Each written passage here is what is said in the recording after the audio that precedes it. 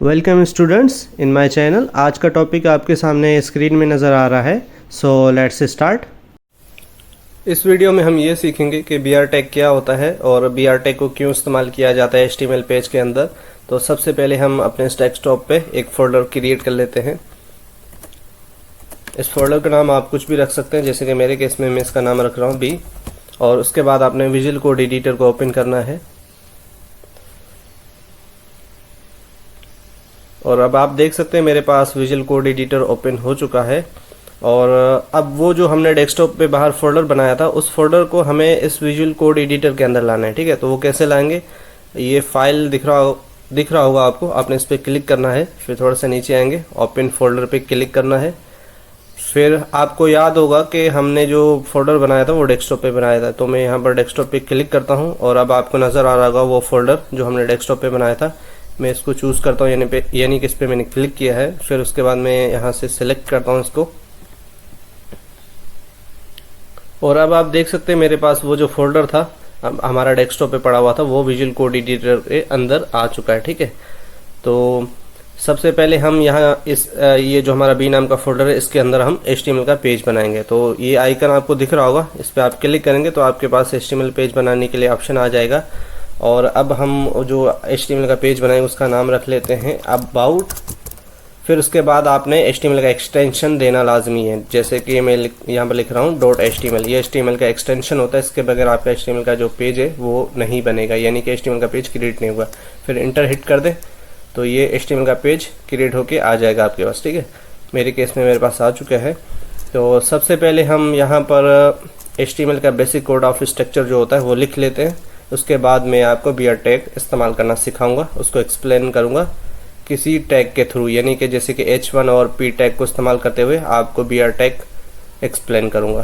ठीक है, तो सबसे पहले मैं HTML लिखता हूँ, इसके ओपनिंग और क्लोजिंग टैग दोनों आ गए। फिर हेड टैग, इसके भी ओपनिंग क्लोजिंग टैग दोनों आ गए। इसी तरह हम बॉडी टैग भी लिख लेते हैं। ठीक है, फिर अब जो है हम यहाँ पर H1 का टैग इस्तेमाल करते हैं। ठीक है, और इसके अंदर मैं लिख लेता हूँ होम, अबाउट, कॉन्टैक्ट। ठीक है, इसको मैंने कंट्रोल S किया और इसके नीचे मैं एक P टैग भी इस्तेमाल कर लेता हूँ, थोड़ा सा पैराग्राफ उसमें लिखूंगा, यानी कि थोड़ा सा कंटेंट। ठीक है, तो इसमें मैं लिख लेता हूँ जैसे कि दिस इज़ माय बुक। ठीक है, फिर मैंने इंटर हिट किया, ये क्या आ रहा है, कंट्रोल Z किया मैंने। ठीक है, फिर मैं यहाँ पर लिख लेता हूँ दिस इज़ माय पेन। ठीक है, और अब मैं कंट्रोल S करता हूँ, थोड़ा सा इसका व्यू आपको चेक कराता हूँ, उसके बाद मैं आपको बी आर टैग एक्सप्लेन करता हूँ। मैं इस अपने विजुअल कोड एडिटर को मिनिमाइज करता हूँ। ठीक है, और अब आप देख सकते हैं मैंने जो बी नाम का फोल्डर बनाया था डेस्कटॉप पे वो यहाँ पर पड़ा हुआ है और उसके अंदर हमारा HTML का पेज एक क्रिएट होके आ चुका है। तो मैं इसको ओपन करता हूँ और ये हमारा हो रहा HTML का पेज, इसको भी ओपन करते हैं।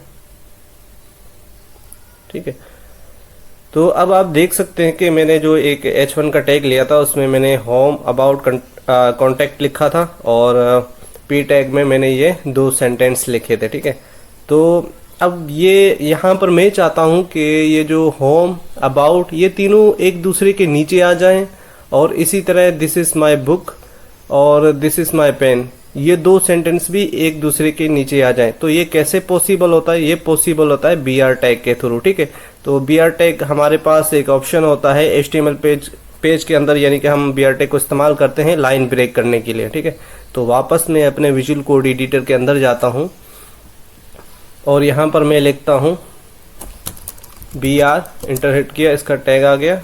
ये सिंगल पेयर टैग होता है। ठीक है, यानी कि ये इसका कोई भी ओपनिंग और क्लोजिंग टैग नहीं होता, ये बस एक साइड पे लेस देन और दूसरी साइड पे ग्रेटर देन का सिंबल होता है, बीच में आपको BR लिखना होता है। ठीक है, BR का मतलब होता है ब्रेक। ठीक है, और यहाँ पर भी मैं ब्रेक दे देता हूँ।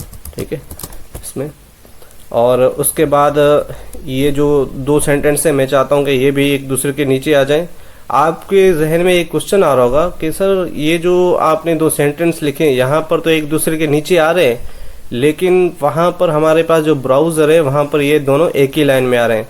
तो मैं आपको बता दूं कि ये ब्राउज़र में तो एक दूसरे के नीचे आ सकते हैं, लेकिन आउटपुट जब आप देखेंगे तो ये जो P टैग का जो इसके अंदर जो ये 2 सेंटेंस आ रहे हैं ये एक ही लाइन में इसको कर देता है। ये जो पी टैग होता है ना, जैसे आप ब्राउजर पे इसका आउटपुट देखेंगे तो ये दोनों सेंटेंस एक ही लाइन में आ जाएंगे।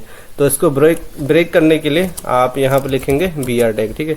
अब मैं इसको कंट्रोल S करता हूँ और अब मैं आपको इसका आउटपुट चेक कराता हूँ, ठीक है।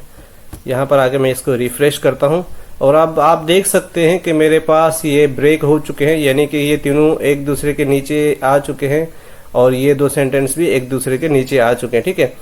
अब एक और चीज़ मैं आपको बता देता हूँ, ये ज़रूरी नहीं है आप यहाँ पर भी लिखें, आप इसको इस टैग के बाहर भी लिख सकते हैं, ठीक है। BR मैं 2 मरतबा लिख लेता हूँ, ठीक है, ताकि ज़्यादा स्पेस आ जाए। और मैं अब मैंने यानी कि कंट्रोल S करके सेव कर दिया इसको, ठीक है। और अब जाके मैं यहाँ पर रिफ्रेश करता हूँ और अब आप देख सकते हैं यहाँ पर मेरे पास स्पेस ज़्यादा आ चुका है, ठीक है।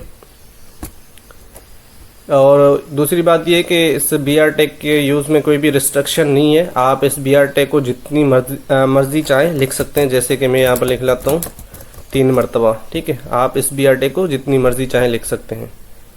अब आप देख सकते हैं इसका इतना गैप मेरे पास आ गया, ठीक है। तो ये था BR टैग और BR टैग का इस्तेमाल। आई होप कि आपको समझ में आ गया होगा। स्टूडेंट्स, अगर आपको कुछ भी समझ में ना आया हो तो आप कमेंट बॉक्स में क्वेश्चन पूछ सकते हैं टॉपिक के रिलेटेड, और मुझे जैसे टाइम मिलेगा मैं आपको रिस्पॉन्स कर दूंगा, ठीक है। आज के लिए इतना काफ़ी है। बस अगली नई आने वाली वीडियो सीरीज़ में हम HTML के बारे में मज़ीद पढ़ेंगे। और अपना और अपने इस चैनल का भी ख्याल रखिएगा। टेक केयर, मिलते हैं नेक्स्ट वीडियो में।